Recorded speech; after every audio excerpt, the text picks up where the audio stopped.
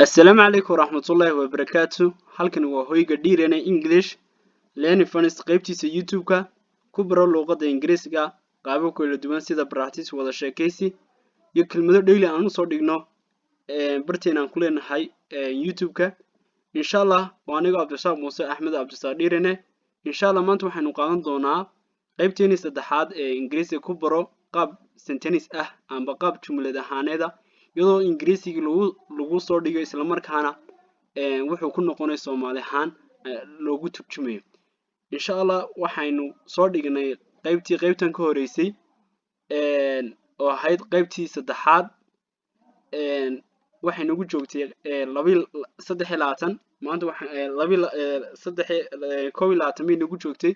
insha Allah waxaynu ka sii anba qaadi doonaa qaybteeda afraad oo ka bilaabmi doonta insha Allah 22 jumlada koobaad it's of use you are suspicious. it's of use you are suspicious. it's of use you are suspicious. waa iska caddahay inaad tahay mushaki. it's of use you are suspicious. waa iska caddahay inaad tahay mushaki.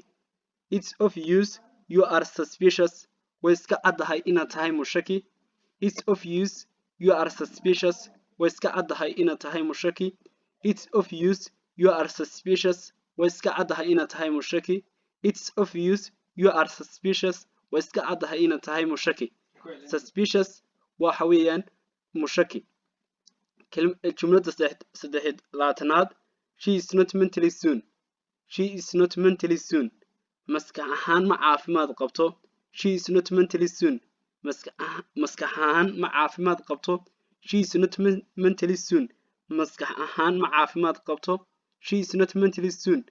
maskax ahaan ma caafimaad qabto. jumlada 24 your friend with his friend is my friend. saaxiibka saaxiibkii waa saaxiibkay. your friend with his friend is my friend. saaxiibka saaxiibkii waa saaxiibkay. your friend with his friend is my friend. saaxiibka saaxiibkii waa saaxiibkay. your friend with his friend is my friend. saaxiibka saaxiibkii waa saaxiibkay. jumlada 25 a man with belief will perish. nin alle ka dambeeyo kabtii ma yeelna. a man without belief will perish. nin alle ka dambeeyo kabtii ma yeelna. a man without belief will perish. nin alle ka dambeeyo kabtii ma yeelna. jumlada 26 look at that beautiful couple. they really deserve with each other. look at that beautiful couple. they really deserve with each other. eeg lamaanaha quruxda badan xaqiiqatan midba midda kale uu qalmaa. look at that beautiful couple. eeg lamaanayaasha quruxda badan. they really deserve with each other. midba midda kale uu qalmaa. look at that beautiful couple. eeg lamaanaha quruxda badan. they really deserve with each other. xaqiiqatan midba midda kale uu qalmaa.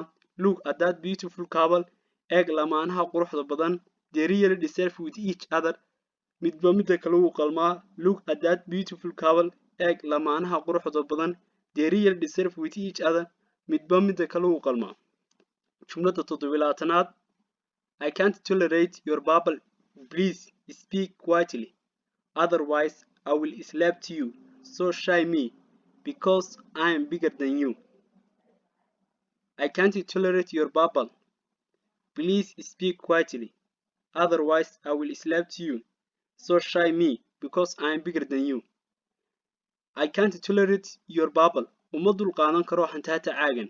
I can't tolerate your babble. uma dul qaadan karo hantaata caagan. I can't tolerate your babble. uma dul qaadan karo hantaata caagan. amba waxa oran kartaa I cannot tolerate your babble. uma dul qaadan karo hantaata caagan. Please fadlan speak quietly. si degan u hadal. speak quietly. si degan u hadal. Please fadlan speak quietly. si degan u hadal. otherwise haddii kale I will slap you. waan ku dhirbaaxi doonaa. I will slap you. waan ku dhirbaaxi doonaa. I will slap you. waan ku dhirbaaxi doonaa. soo sidaa daraadeed shy me iga xishood. shy me iga xishood because maxaa yeelay I am bigger than you. waan kaa weyn yahay adiga.